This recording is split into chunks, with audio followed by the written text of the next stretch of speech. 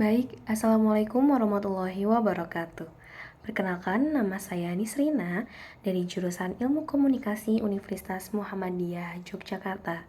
Pada kali ini saya akan menjelaskan terkait materi dari sosial komunikasi dengan judul Theories of Consumer Culture, Lifestyle, and Consumer Culture. Baik, yang pertama yaitu teori budaya konsumen, yang dimana dalam teori budaya konsumen ini terdapat 3 perspektif utama tentang budaya konsumen. Yang pertama adalah pandangan bahwa budaya konsumen didasarkan pada perluasan produksi komoditas kapitalis yang telah menimbulkan akumulasi besar budaya material dalam bentuk barang konsumsi dan tempat pembelian dan konsumsi. Nah, yang kedua yaitu bahwa kepuasan yang diperoleh dari suatu barang berkaitan dengan akses terstruktur sosial terhadap barang-barang tersebut dalam sebuah permainan zero sum, yang dimana kepuasan dan status bergantung pada penunjukan dan mempertahankan perbedaan dalam kondisi inflasi. Baik, yang ketiga yaitu kenikmatan emosional dari konsumsi, impian dan keinginan yang dirayakan dalam citra budaya konsumsi dan tempat konsumsi tertentu yang secara beragam menghasilkan kegembiraan tubuh dan kenikmatan estetika secara langsung. Nah, dalam hal ini bahwa penting untuk memusatkan perhatian kita pada persoalan semakin menonjolnya budaya konsumsi dan tidak hanya menganggap konsumsi sebagai sesuatu yang berasal dari produksi tanpa menimbulkan masalah. Baik, selanjutnya yaitu produksi konsumsi dalam sudut pandang ekonomi klasik. Dalam hal ini, objek dari semua produksi adalah konsumsi, di mana individu memaksimalkan kepuasan mereka melalui pembelian berbagai jenis barang yang terus bertambah. Nah, perkembangan ini dianggap menghasilkan produksi yang lebih besar. Menurut Horkheimer dan Adorno, mereka berpendapat bahwa logika komoditas dan rasionalitas instrumental yang sama yang terwujud dalam bidang produksi juga terlihat dalam bidang konsumsi.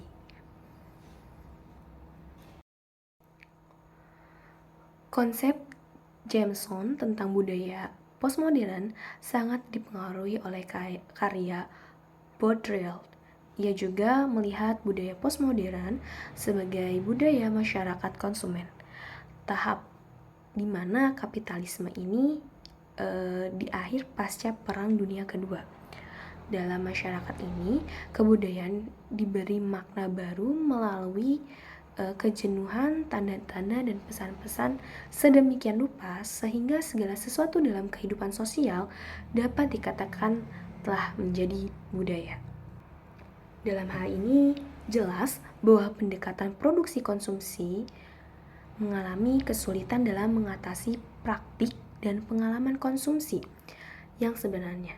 Kecenderungan mazhab Frankfurt yang menganggap industri budaya sebagai produk yang menghasilkan budaya massa homogen yang mengancam individualitas dan kreativitas telah dikritik karena elitisme dan ketidakmampuan mengkaji konsumsi aktual yang mengungkapkan respon halayak dan penggunaan barang yang berbeda dan kompleks. Selanjutnya, menurut Hersman, kita juga perlu memperhatikan cara-cara di mana beberapa barang dapat masuk dan keluar dari status komoditas dan perbedaan umur yang dinikmati oleh komoditas ketika mereka berpindah dari produksi ke konsumsi. Nah, meskipun dapat dikonsumsi secara simbolis dalam artian dipandang, diimpikan, dibicarakan, difoto dan dipegang dengan berbagai cara yang menghasilkan kepuasan yang besar. Dalam pengertian inilah kita dapat merujuk pada aspek simbolik ganda dari barang-barang dalam masyarakat barat kontemporer. Nah, simbolisme ini tidak hanya terlihat dalam desain dan gambar atau proses produksi dan pemasaran. Kita juga bisa melihat asosiasi simbol dari barang-barang dapat dimanfaatkan dan dinegosiasikan ulang untuk menekankan perbedaan gaya hidup yang membatasi hubungan sosial. Seperti yang sudah ditunjukkan oleh Raymond Williams, salah satu pengguna istilah konsumsi yang paling awal berarti menghancurkan, menggunakan, menyanyiakan, dan menghabiskan. Nah, dalam pengertian ini, konsumsi sebagai pemborosan atau kelebihan dan pembelanjaan mewakili kehadiran yang paradoks dalam penekanan produksi masyarakat, kapitalis, dan sosialisasi negara yang harus dikontrol dan disalurkan. Lalu selanjutnya yaitu gaya hidup dan budaya konsumen. Istilah gaya hidup pada saat ini sedang populer, yang dimana istilah ini memiliki makna sosiologi yang lebih terbatas dalam kaitannya dengan gaya hidup khas kelompok status tertentu. Dalam budaya konsumen kontemporer, istilah ini berkonotasi dengan individualitas, ekspresi diri, dan kesadaran diri. Dari mulai gaya tubuh, pakaian, ucapan, waktu, preferensi makan dan minum, rumah, mobil, pilihan liburan, dan lain-lain.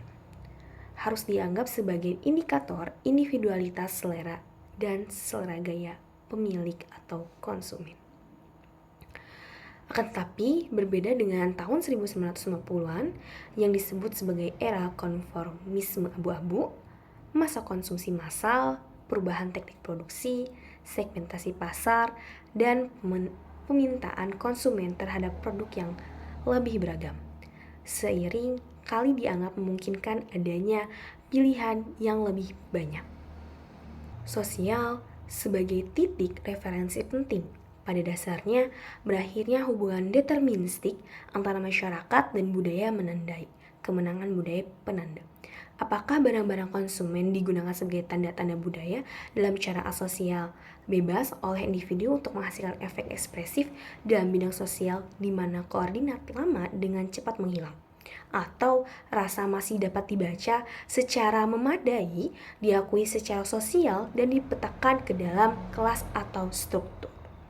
Dalam hal ini, berupaya untuk mengembangkan perspektif yang melampaui pandangan bahwa gaya hidup dan konsumsi adalah produk masyarakat massal yang sepenuhnya dimanipulasi, dan posisi sebaliknya yang berupaya melestarikan bidang gaya hidup dan konsumsi atau setidaknya aspek tertentu darinya seperti olahraga sebagai ruang bermain yang otonom dan tidak dapat ditentukan.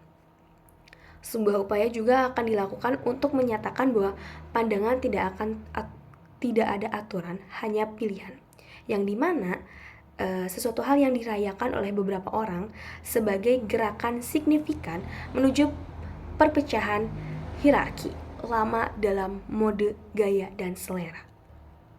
Penggunaan istilah budaya konsumen berarti menekankan bahwa dunia barang dan prinsip-prinsip strukturasinya merupakan hal yang penting dalam pemahaman masyarakat kontemporer. Hal ini melibatkan dua fokus. Pertama, pada dimensi budaya perekonomian.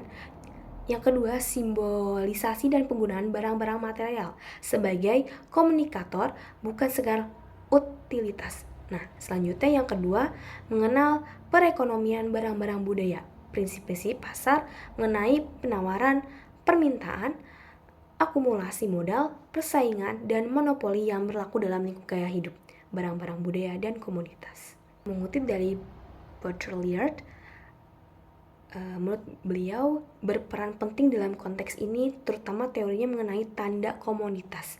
Bagi Baudrillard, ciri penting dari gerakan menuju produksi massal komoditas adalah menghapus barang-barang alami yang asli.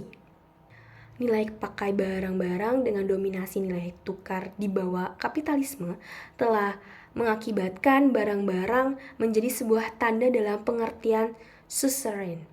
yang maknanya secara sewenang-wenang ditentukan oleh posisinya dalam sistem penanda yang mengacu pada dirinya sendiri.